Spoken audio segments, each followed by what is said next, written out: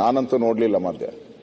ಮಂಡ್ಯದಲ್ಲಾದಂತ ಘಟನೆ, ಅಲ್ಲಿ ಆ ಪೊಲೀಸರು ಹಿಡಿದು ಎಳೆದು ಆಚೆ ಹಾಕ್ತಾರ ಆ ತಾಯಿನ. ಅಂಗನವಾಡಿಯಲ್ಲಿ ಕೆಲಸ ಮಾಡ್ತಾಳೆ ಅವಳು. ಪೊಲೀಸರು ಈ ಕೋರ್ಟ್ ಇಂದ ಆರ್ಡರ್ ತಗೊಂಡೋಗಿ ಪೊಲೀಸರು ಹಿಡಿದು ಆಚೆ ಹಾಕ್ತಾರ. ಆ ತಾಯಿ ಹೇಳ್ತಾಳೆ, ನಮ್ಮ ಮಗು ಹಾಲು ಕುಡಿಸ್ಬಿಟ್ಟು ನಾನು ಆಚೆ ಬರ್ತೀನಿ ಅಂತ. ಅಲ್ಲೂ ಬಿಡಲ್ಲ. ಆ ಪೊಲೀಸರ ಮೇಲೆ ಕ್ರಮ ತಗೊಳ್ಳಿ ಅಂತ SP ಗೂ ನಾನು ಹೇಳಿದ್ದೀನಿ, ಅವತ್ತೇ ಫೋನ್ ಮಾಡಿ ಹೇಳಿದ್ದೀನಿ. ಅದಾದ್ಮೇಲೆ ಅವ್ರ ತಾಯಿನ ಕರೆದು ಅಲ್ಲೆಲ್ಲ ಅವಮಾನ, ತಾವು ಹೇಳಿದ್ರಿ ಅವಮಾನ ಆಗ್ಬಾರ್ದು ಅಂತ ಈ ವಿಧೇಯಕ ತಂದಿದ್ರಿ ಅಂತ. ಅವಮಾನ ಆದ್ಮೇಲೆ ಮಗನ್ ಗೊತ್ತಾಗ್ತೈತೆ. ಮಗ ಹೋಗಿ ಕೆರೆಯಲ್ಲಿ ಬಿದ್ದು ಸತ್ತೋಗ್ತಾನೆ. ಒಂದೇ ದಿನದಲ್ಲಿ ಇಬ್ರು.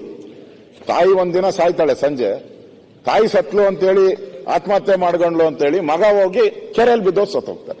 ಇಬ್ರು ಒಂದೇ ಮಂಡ್ಯದಲ್ಲಿ ನಡೆದಂತ ಘಟನೆ ನಮ್ಮ ಕಣ್ಣು ಮುಂದೆ ಇದೆ. ಅದರಿಂದ ಇವರು ಸಾಮಾನ್ಯ ಜನ ತಾವು ತಿಳ್ಕೊಂಡಿದ್ರೆ ಈ ಬಿಲ್ ತಂದ ತಕ್ಷಣ ಏನೋ ದೊಡ್ಡ ಪರಿವರ್ತನೆ ಆಗುತ್ತೆ ಅಂತ. ನನಗೇನೋ ಹಂಗನ್ಸಲ್ಲ. ನೀವು ಬಿಲ್ ತಂದ ಮೇಲೂ ಸತ್ತಿದ್ದಾರೆ.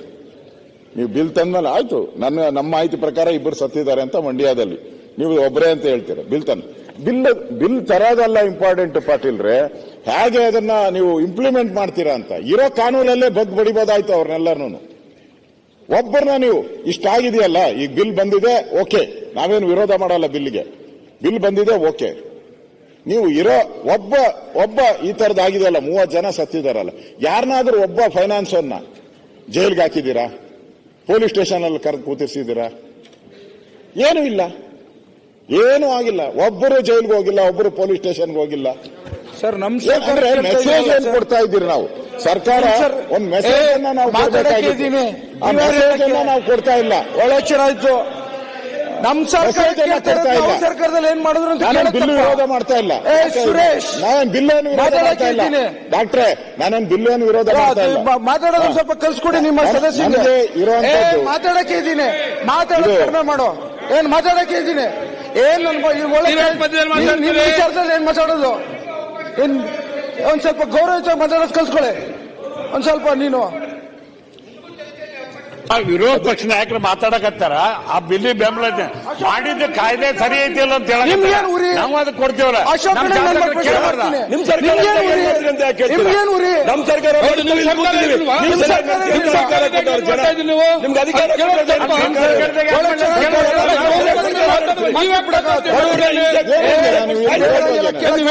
ಕೂತ್ಕೊಂಡಿರ್ಬೇಕಾ?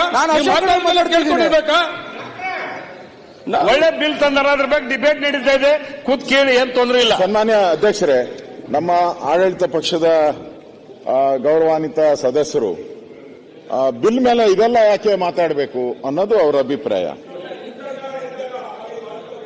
ಅಲ್ಲ ಅದನ್ನೇ ನಮ್ಮ ಲಾ ಮಿನಿಸ್ಟರ್ ಹೇಳ್ತಾ ಇದ್ದಾರೆ, ಇದು ಅನ್ಯಾಯ ಅಂತ. ಏನೇನ್ ಘಟನೆ ಆಗಿದೆ ಅಂತ ಅವರು ಹೇಳಿದ್ರು. ಏನ್ ಅನ್ಯಾಯ ಆಗ್ತಾ ಇದೆ ಅದನ್ನು ಹೇಳಿದ್ರು. ನಾವೇನ್ ಅವಾಗ ಅಬ್ಜೆಕ್ಷನ್ ಮಾಡಿದ್ರ? ಏನ್ ಮಾಡಲಿಲ್ಲ. ಇಲ್ಲಿ ಬಹಳ ಪ್ರಮುಖವಾಗಿ ನಾನು ಮಂಡ್ಯದಲ್ಲಿ ಹೋದಾಗ ನಾನು ಕೇಳಿದೆ ಅಲ್ಲಿನ ಜಿಲ್ಲಾಧಿಕಾರಿಗಳಿಗೆ, ಏನ್ರಿ ಇವರೆಲ್ಲ ರೆಕಗ್ನೈಸ್ಡ್ ಇದಾರ ಅಂತ. ಅವ್ರು ಹೇಳಿದ್ರು 60 ಏನ್ ಈ ತರ ಮೈಕ್ರೋ ಫೈನಾನ್ಸ್ ಇದೆ, 60ರಲ್ಲಿ 18 ಮಾತ್ರ ರೆಕಗ್ನೈಸ್ ಇದೆ, ಉಳಿದವ ಯಾವ ರೆಕಗ್ನೈಸ್ ಇಲ್ಲ ಅಂತ ಹೇಳಿದ್ರು. ಮಂಡ್ಯದಲ್ಲಿ ನಮ್ಮ DC ನನಗೆ ಹೇಳಿದ್ದು ಫೋನಲ್ಲಿ. ಅಂದ್ರೆ 60ರಲ್ಲಿ 18 ಮಾತ್ರ ರೆಕಗ್ನೈಸ್, ಉಳಿದವೆಲ್ಲ ಹಂಗೆ ಬೇನಾಮಿಯಾಗಿ ನಡೀತಾ ಇದೆ. ಅಂದ್ರೆ ಅಲ್ಲಿನ ಪೊಲೀಸಿನ ಆಡಳಿತ ಹೆಂಗ್ ವ್ಯವಸ್ಥೆ ಇದೆ, ಪೊಲೀಸರು ಏನ್ ಮಾಡ್ತಾ ಇದ್ದಾರೆ, DC ಏನ್ ಮಾಡ್ತಾ ಇದ್ದಾರೆ, ಇರೋ ಕಾನೂನಲ್ಲೇ ಬಡಿಬೋದಾಯ್ತಲ್ಲ. ಹಿಂದೆ ಯಾಕೆ ಆಗ್ಲಿಲ್ಲ? ಇದು ಕೇಳಿದ್ರು, ಹಿಂದೆನೂ ಇತ್ತು ಅಂತ. ಹಿಂದೆ ಯಾಕೆ ಆಗ್ಲಿಲ್ಲ ಈ ತರ ಸಾವು ನೋವುಗಳು? ಇವಾಗ ಯಾಕೆ ಆಗ್ತಾ ಇದೆ? ಒಂದೇ ಸರಿ ಒಂಥರ ಏಕಾಏಕಿ ಮೈಕ್ರೋ ಫೈನಾನ್ಸ್ ಇಂದ. ಆ ದೃಷ್ಟಿಯಿಂದ ನಾವೇನು ಬಿಲ್ಗೆ ವಿರೋಧ ಮಾಡಲ್ಲ. ಬಿಲ್ಲನ್ನ RBI ರೂಲ್ಸ್ ಏನಿದೆ ಅದ್ರ ಪ್ರಕಾರ ದಯವಿಟ್ಟು ಇನ್ನೊಂದ್ಸರಿ ನೋಡಿ, ಕೋರ್ಟಲ್ಲಿ ಬಿದ್ದೋಗ್ಬಾರ್ದು ಅನ್ನೋದು ನನ್ನ ವಿನಂತಿ ಅಷ್ಟೇ. ಬಿಲ್ಗೆ ನಾವೇನು ವಿರೋಧ ಮಾಡಲ್ಲ, ನಾವು ಸ್ವಾಗತ ಮಾಡ್ತೀರಿ. ಈ ಬಿಲ್ಲನ್ನ ದಯವಿಟ್ಟು ಈ ಏನು ಅನ್ಯಾಯ ಆಗ್ತಾ ಇತ್ತು ಅದನ್ನ ತಡೆಗಟ್ಟ ತಂದಿರೋದ್ರಿಂದ ನಾವು ಸ್ವಾಗತ ಮಾಡ್ತೀವಿ. ಅಧ್ಯಕ್ಷ ಒಂದ್ ನಿಮಿಷ. ಈ ಕಡೆಗೂ ನೋಡ್ರಿ ಅಧ್ಯಕ್ಷ. ಮಾನ್ಯ ಸಭಾಧ್ಯಕ್ಷರೇ, ಧನ್ಯವಾದಗಳು ನಮ್ಗೆ ಅವಕಾಶ ಕೊಟ್ಟಿರೋದಕ್ಕೆ. ಅಧ್ಯಕ್ಷ,